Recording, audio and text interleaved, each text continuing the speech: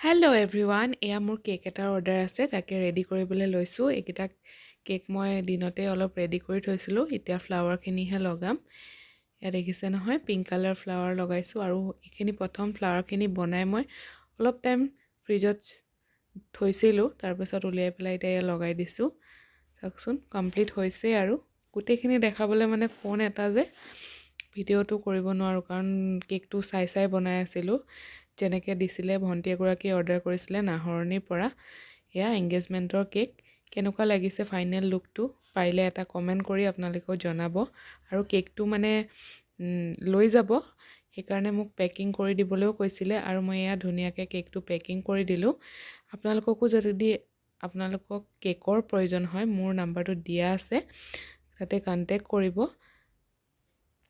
দেৰগাঁও আৰু যোৰহাটত মই ডেলিভাৰীও কৰোঁ। যদি দৰকাৰ হয় প্লিজ কণ্টেক্ট কৰিব।